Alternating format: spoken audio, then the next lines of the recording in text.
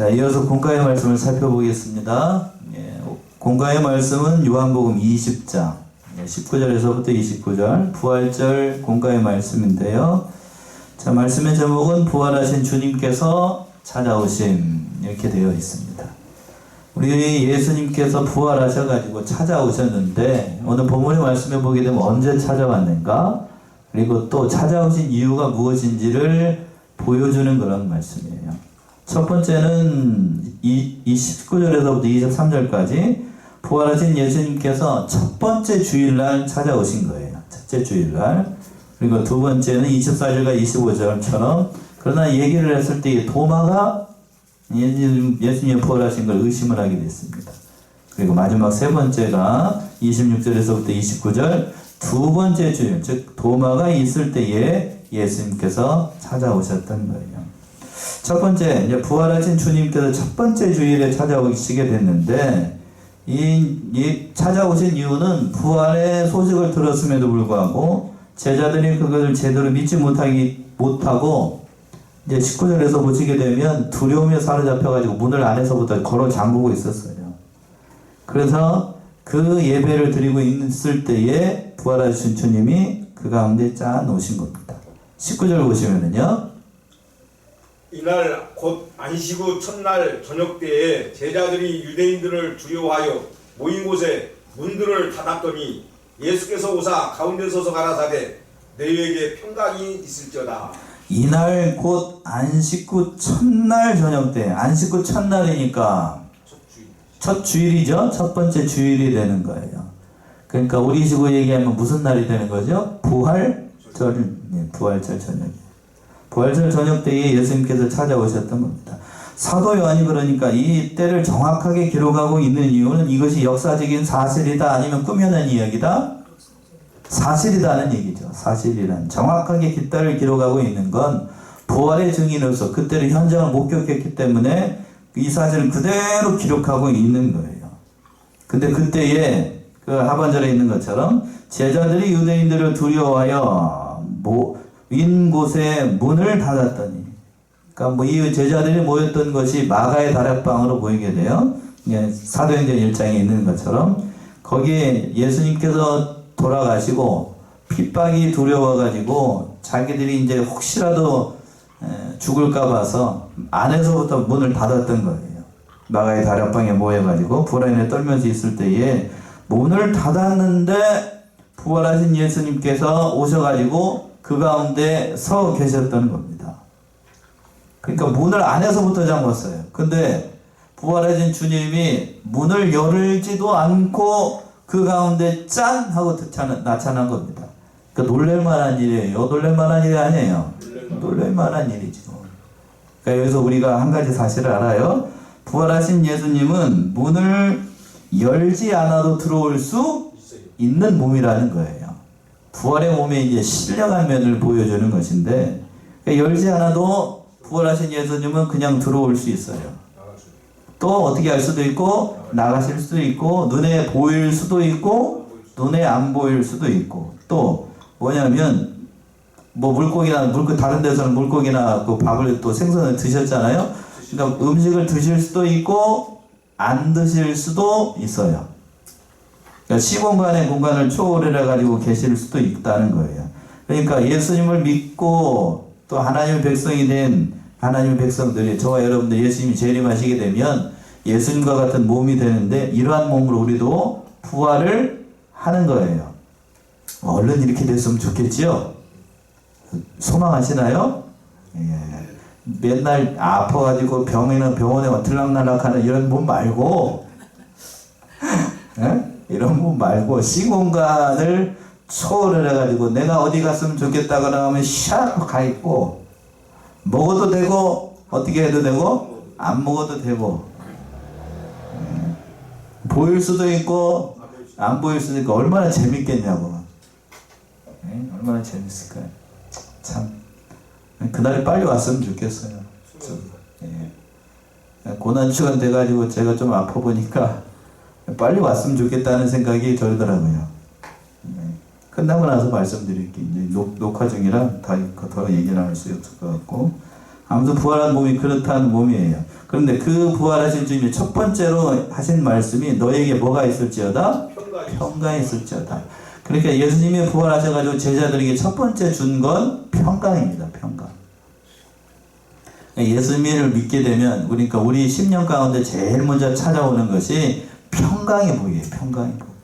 다른 말로는 평안의 복 또는 화평의 복이 뭐 여러 가지로 얘기를 하는데 하나님과 단절되어 있었던 모든 감각이 예수님을 믿음으로 회복이 되니까 죄가 해결이 되니까 진정한 평안의 세계가 있는 거예요. 그렇겠죠?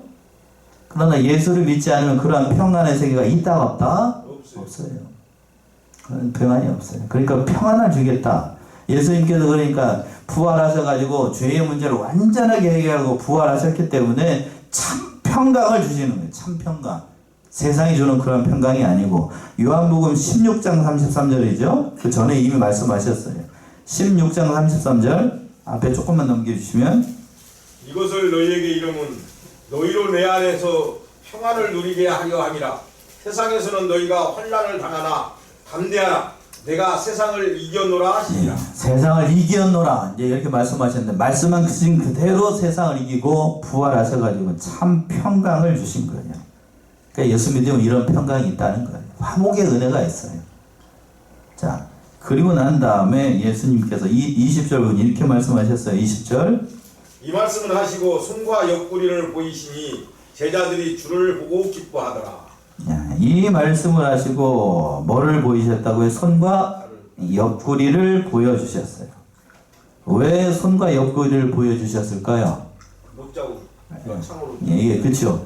그런데 제자들이 이게 진짜로 주님인지 아닌지 의심을 하고 또 이거는 왜 보여줬냐면 초대교회 성도들 가운데 그런 사람들이 있었어요. 예수님이 실제로 죽은 게 아니고 어떻게 했다?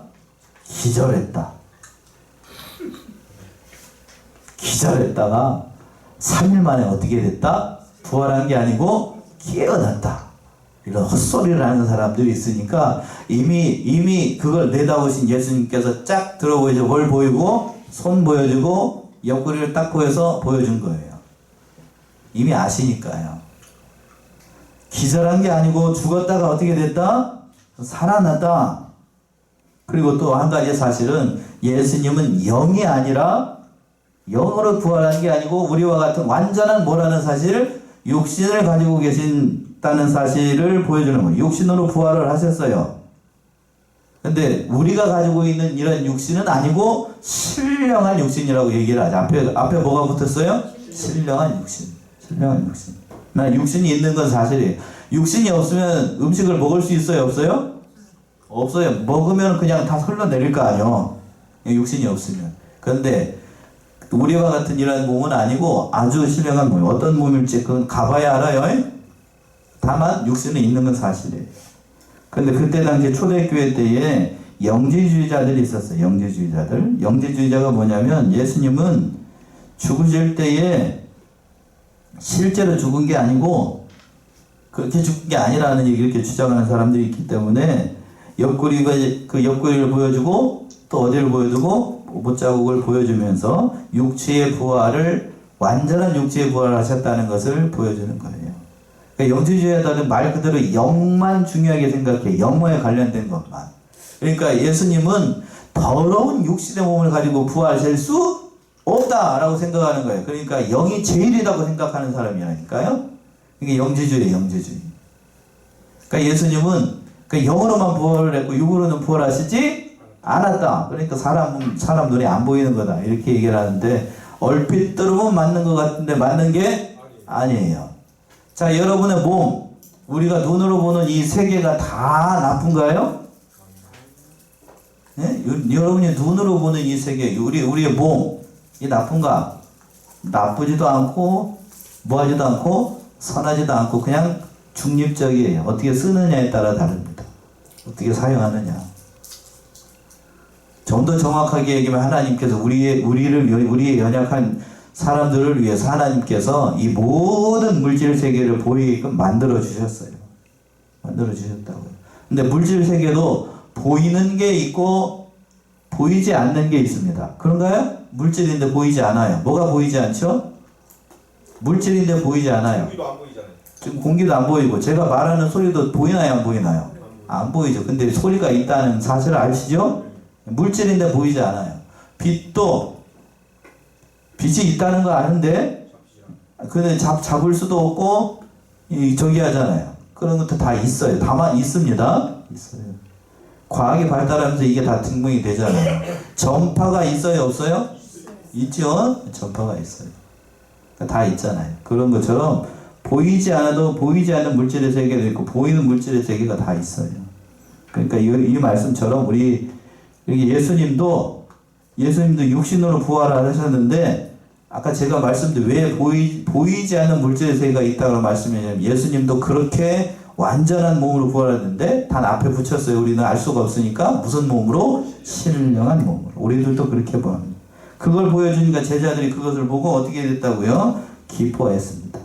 그러고 난 다음에 예수님께서 21절에서 보시는 것처럼 사명을 주셨어요. 21절. 예수께서 또 가라사대 너희에게 평강이 있을지어다. 아버지께서 나를 보내신 것 같이 나도 너희를 보내노라. 예, 이제 사명을 주시는데 21절 예수께서 또 가라사대 너희에게 평강이 있을지어다. 평강을 주시고 난 다음에 이제 아버지께서 나를 보내신 것 같이 나도 너희를 보내노라. 이미 뒤에 가서 이제 사도행전에서 보시게 되면 그리고 복음서의 마지막에 보시게 되면 예수님께서 승천하실 때에 그 명령을 주시는 거를 이미 여기 앞에서 이렇게 다시 한번 얘기하시는 거예요.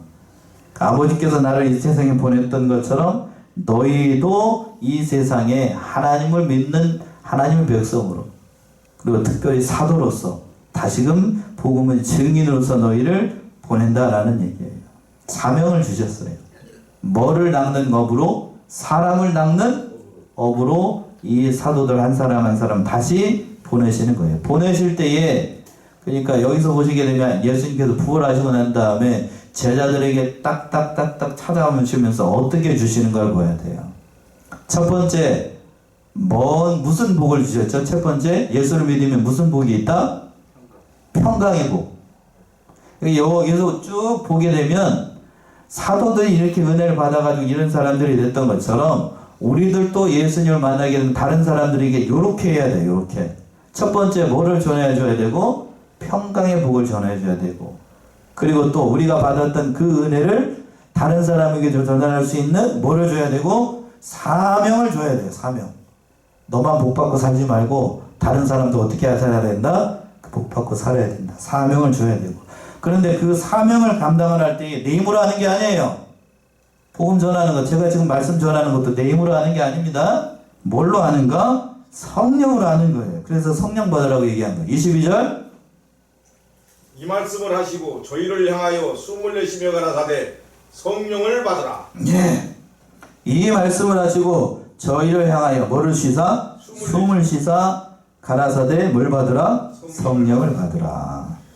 이 성령을 받으라 라고 하는 이 말씀 때문에 요걸 어떻게 해석하느냐에 따라서 오늘날 기독교 교파가 갈라져. 교파가 갈라진다고요. 상징으로 보여. 그러니까 박윤선 목사님 아시죠? 박윤선 목사님이나 우리 이런 그 개역 신학 노선을 걷는 사람들 같은 경우에는 상징으로 봐요. 상징.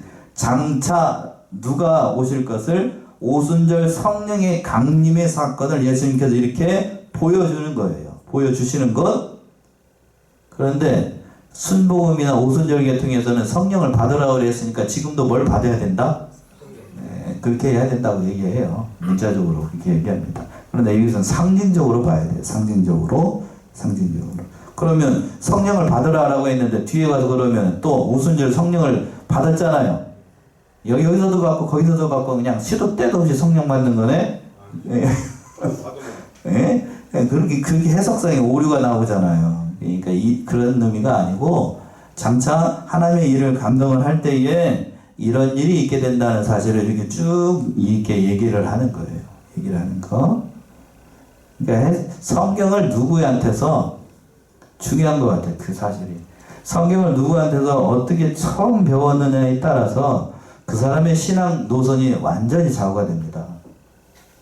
처음에 그러니까 여기처럼 보수교단에서 이렇게 정통으로 개혁신앙 노선으로 이렇게 배우게 되면 이걸 따라가게 되는데, 그러나 그 오순절이나 다른 데서 이렇게 신앙 노선을 따라가게 되면 그 잔재가 그대로 남아 있어가지고, 그러니까 그 목사님이 무슨 말을 해도 딴 데서는 그렇게 얘기 안 하던데요? 이렇게 얘기를 한다고. 그렇게 얘기한다.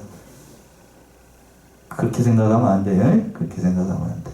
이 성령을 받아야 된다. 성령에 관계되는 거, 예수님에 관계되는 거, 부활하신 몸에 대한 관계되는 거, 또 이제 23절에 나와 있는 죄사함의 은혜에 대해서 얘기를 하는 데모, 그리고 보지 못하고 믿는 거 뒤에서도 나오게 되는데, 그런 거를 어떻게 받아들이느냐에 따라서 우리가 가지고 있는 신앙의 노선이 달라진다니까요. 노선이 달라져.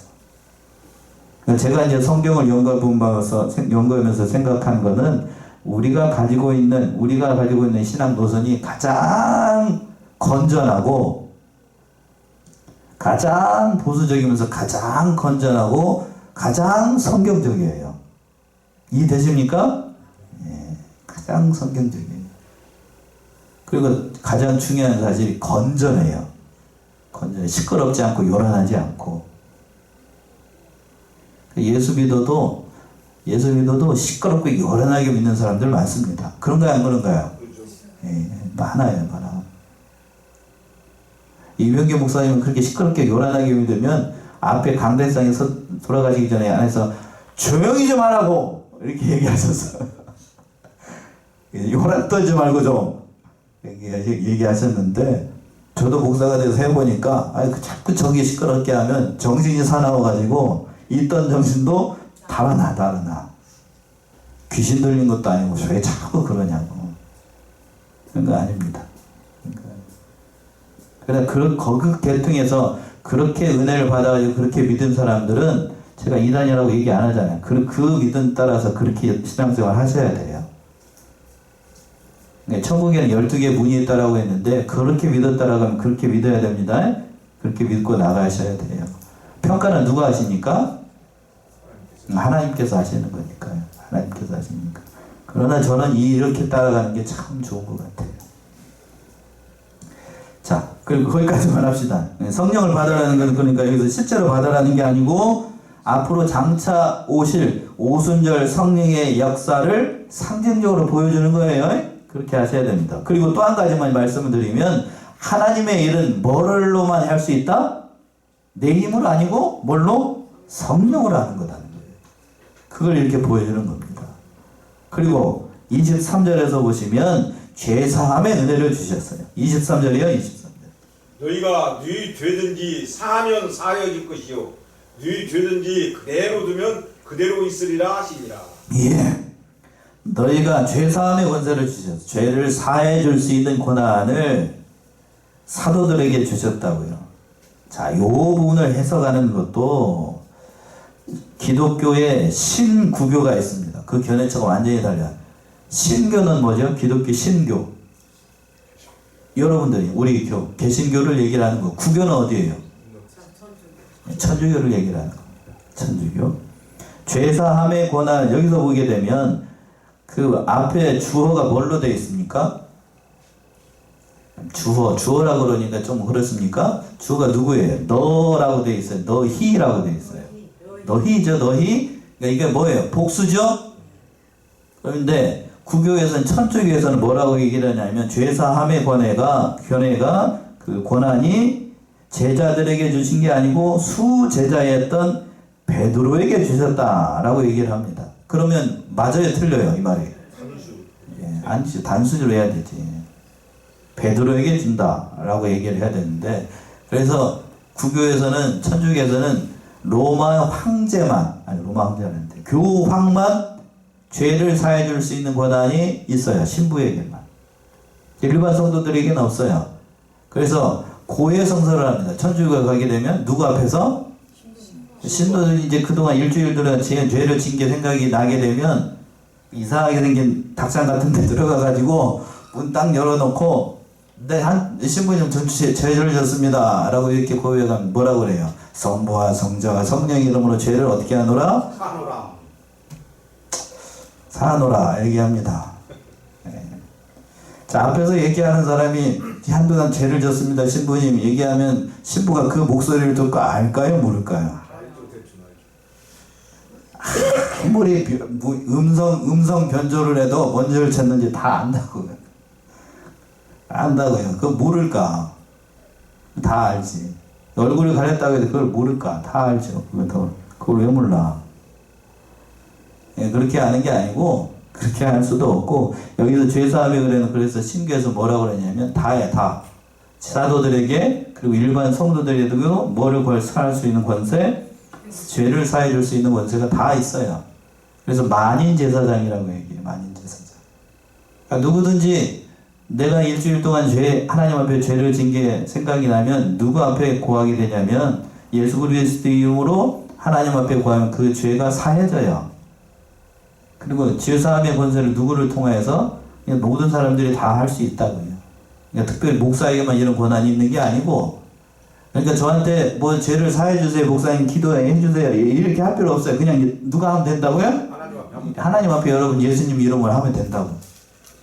그러니까 어떤 의미에서 보게 되면 목사의 권한이 확 줄었지. 그렇게 얘기하면 그런 게 아니에요.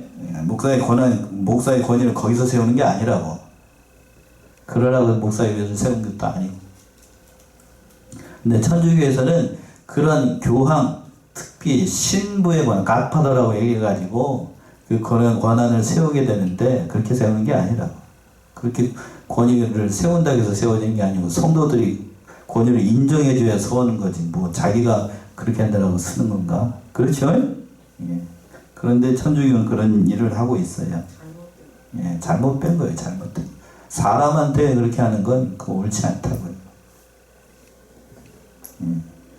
마치 그러면서 또 한 가지 제가 안타까운 건 그런 의식과 그 모든 것들이 잘 갖춰져 있어 천주교에서는 세상 사람들이 천주교를 바라볼 때 조금 더 거룩한 것처럼 생각합니다. 그렇죠? 기독교는 세상 사람들이 봤을 때 좀 어쩐 것 같고 수준이 좀 어떻게 하는 것 같고 좀 낮은 것 같고, 천주교는 좀 어떻게 하는 것 같고 고급진 것 같고 좀 높은 것 같고 그렇게 생각을 한다. 그런 게 아니에요. 알고 보면 그렇지 않아요. 알고 보면 그렇지 않다. 저도 이제 신학을 공부하고 해보니까 천주교가 얼만큼 이 우상에 쩌들어 있는가. 완전 잡종교예요. 잡종교. 알면 잡종교라고 얘기합니다. 잡종교. 성부와 성자와 성령의 이름은 있는데, 이름은 있어요. 성부와 성자와 성령의 이름은 있는데 진짜로 이 사람들이 성부와 성자와 성령의 이름 예수 그리스도를 믿는가? 그건 머리에 물음표가 생겨. 누구처럼? 오늘 본문의 말씀 저기 오전에 얘기했던 것처럼 본디오 빌라도나 그 수많은 사람들 등장하죠? 그 사람들 예수님 이름 알아요, 몰라요? 이름을 알아요, 몰라요? 이름은 알죠? 그리스도 이름 알아요, 몰라요? 알죠?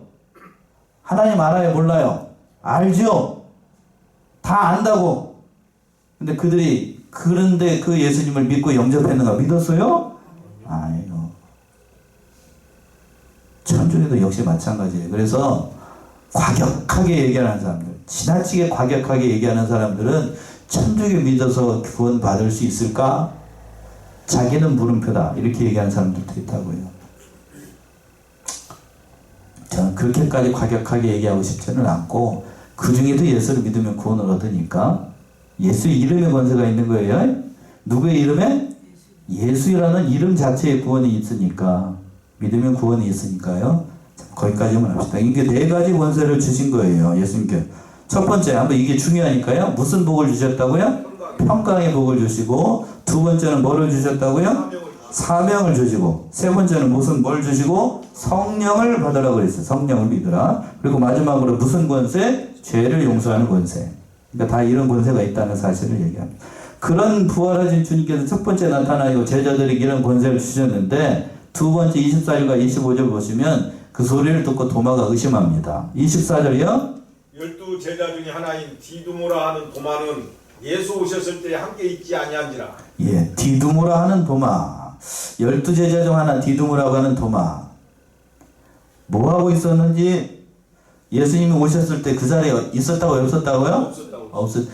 첫 번째 주일 저녁에 예배를 드릴 때 이 사람이 없었어. 그 자리에. 뭐 하고 있는 거예요? 빠진 거예요. 주일 청소 안 하는 거죠. 그쵸? 예. 주일날 예배 안 드리고 어디 가서 뭐 하다가?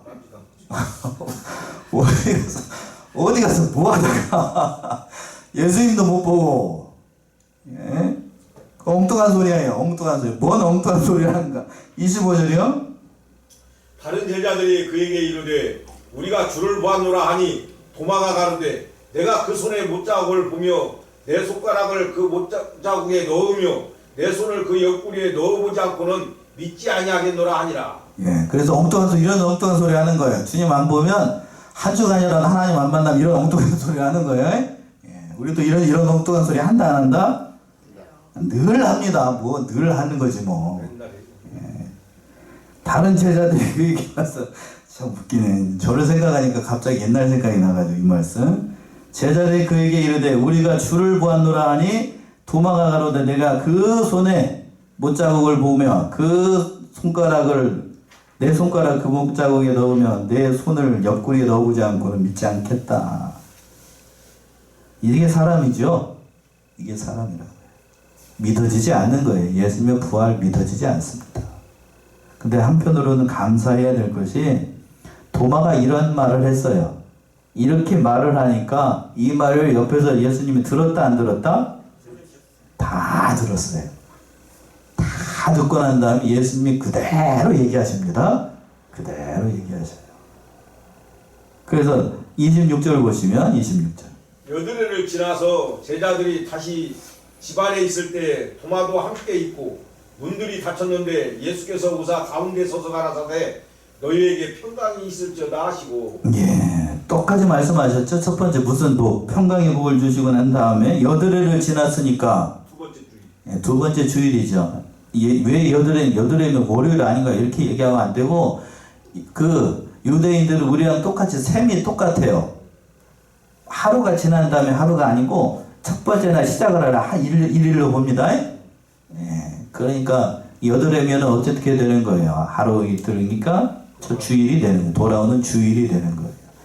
그러니까 유대인들의 셈법이 어떻게 보게 되면 맞아요. 그러니까 우리나라도 애가 태어나자마자 몇 살이 돼요? 한 살이잖아요. 이게 빵인데 한 살이에요. 근데 서양 사람, 미국 사람들은 뭐죠? 빵살이에요, 빵살. 몇 살이에요? 그러면 빵살. 빵살이라고 그러면 되겠어요? 한 살이라고 그래야 되겠어요? 예? 한 살. 무슨 웃깁니까? 생각을 해보니 나와가지고 얘가 있는데 그러면 0살이라고 그러면 얘가 없는 거잖아. 그치요? 그러니까 유대인이나 우리의 셈법이 맞다고요. 한 살이라고 얘기를 해야지. 태어났으니까. 그래서 이 여드레를 지났다는 그 얘기를 하는 거예요.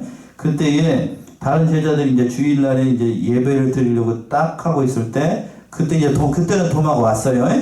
와가지고 문을 닫고 있는데 그때는 똑같이 문을 닫고 있는데 예수님이 가운데 오셔가지고 너에게 평강이 있을 자라 똑같은 말씀을 하셨습니다.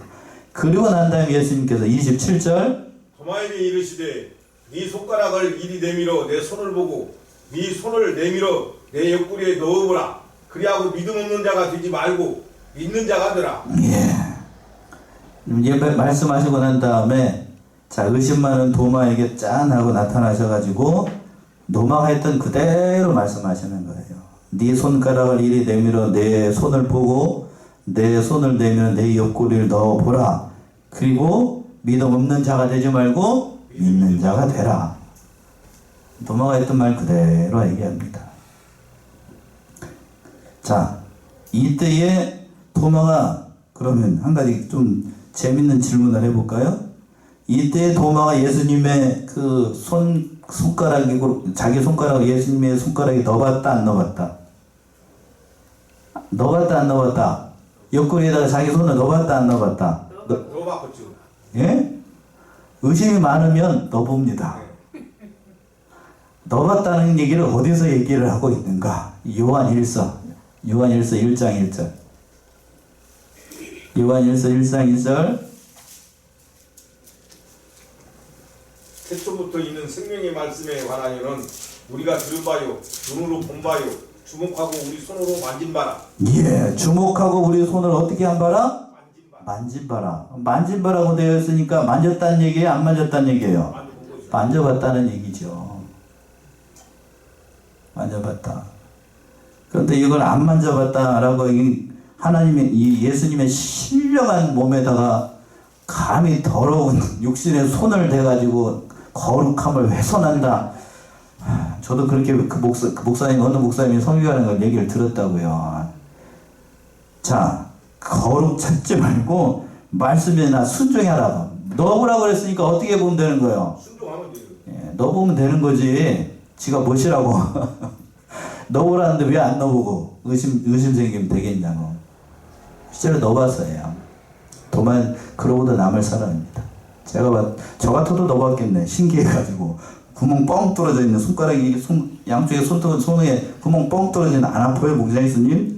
안 아프냐고 막 물어봤을 거 아니냐고. 진짜인가? 예, 진짜인가?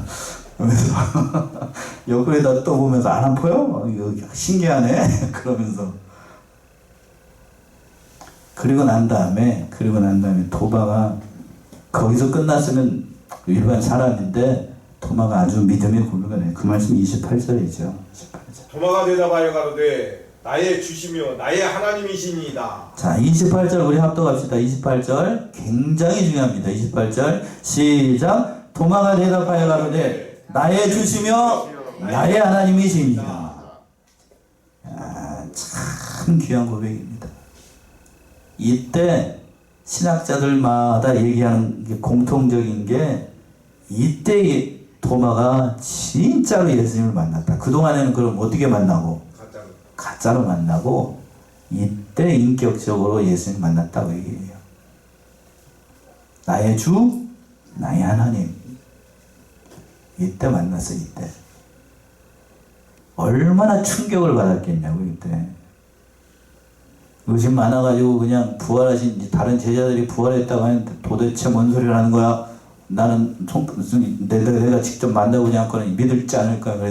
그 자기가 했던 말 그대로 예수님이 듣고 그 다음 주에 와가지고 이렇게 얘기를 하니까 그러고 난 다음에 쫙 보여주니까 도마가 그 소리를 딱 도는 순간 인간 눈으로 봤을 때 아주 그냥 정신이 확 나가버린 거죠.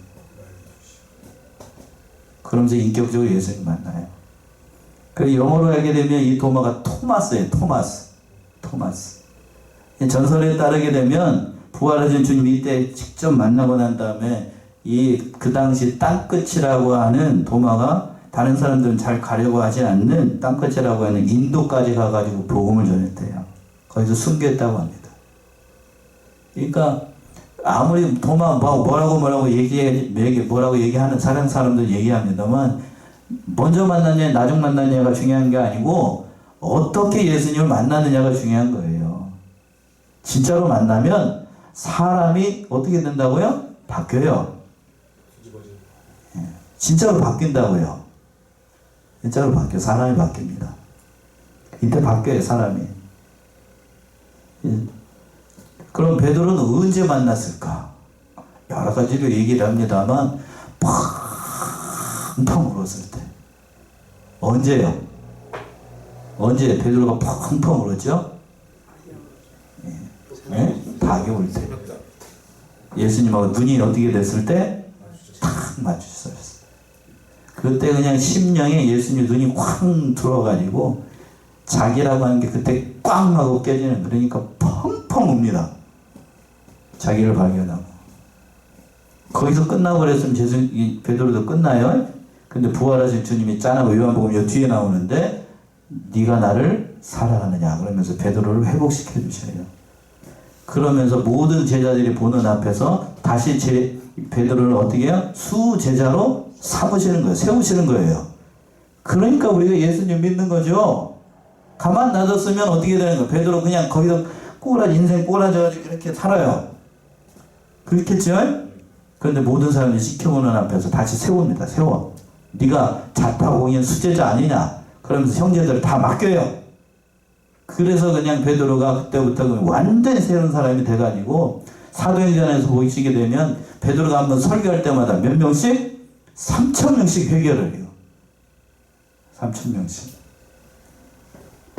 도마도 역시 마찬가지. 이때 예수님 만나게 돼서 완전히 뒤집어진 인생을 살게 됩니다.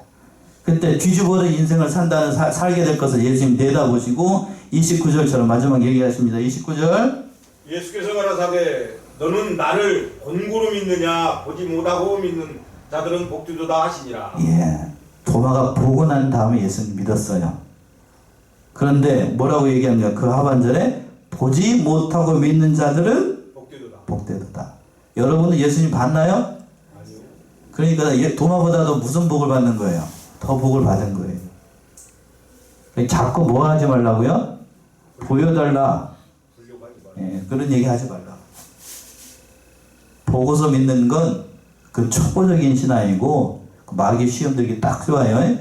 자꾸 보려고 들으려고 하지 말고 말씀을 보려고 하세요. 뭘 보려고? 말씀을 보려고 하면 하나님께서 가장 좋은 것으로 응답을 하시는 거예요. 마지막으로 30절 31절 보시면 예수께서 제자들 앞에서 이 책에 기록되지 아니한 다른 표적도 많이 행하셨으나 오직 이것을 기록하면 너희로 예수께서 하나님의 아들 그리스도이심을 믿게 하려 하며 또 너희로 믿고 그 이름을 힘입어 생명을 얻게 하려 함이니라. 예, 이제 요한복음을 기록한 목적이에요. 성경책을 기록한 목적이기도 하고 더 많은 이적도 행하셨지만 그러나 여기까지만 쓰겠다는 거예요. 이렇게까지만 쓰는 이유는 예수님이 하나님의 아들 누구이심을 그리스도이심을 믿게 하려 하기 위해서 이걸 쓴 겁니다. 그러니까 이 말씀 따라서 예수님이 진짜로 부활하셨습니다. 아멘이십니까? 예, 진짜로 부활했어요. 그렇게 비겁한 사도들이 완전히 사람이 바뀌어가지고 부활의 증인으로 살아갔다라고 하는 건 부활의 주님을 만나지 않으면 실제로 만나지 않으면 사람 안 바뀌어요. 진짜로 안 바뀐다. 근데 바뀌었어요. 도마가 바뀌고 베드로가 바뀌고 거기 있는 다른 11제자들이 다 바뀌어요. 그리고 그 사악했던 사울이 바뀌어요. 사울이 누군데요? 개종하기 전에 누구죠? 바울이요. 바뀌어요. 사람 바뀌어요. 진짜로 예수님을 만나면 사람이 완전히 바뀐다니까요. 사람이 바뀝니다. 저도 예수님 만났을까요? 안 만났을까요? 만났죠. 만났으니까 목사하고 있지. 안 만났으면 목사 안 합니다. 다른 거 하고 있지. 아직도 다른 거 하고 있을 거예요. 만나야 돼요. 만나야. 그래야 사람이 어떻게 된다고요? 바뀝니다. 여기 계신 모든 분들은 다 누구를 만난 줄로 믿습니까? 예수님을 만난 줄로 알아요. 그러니까 그 믿음의 길을 걸어 나가시는 사랑하시는 성원의 성도들 모두가 되시기 바랍니다. 기도하겠습니다.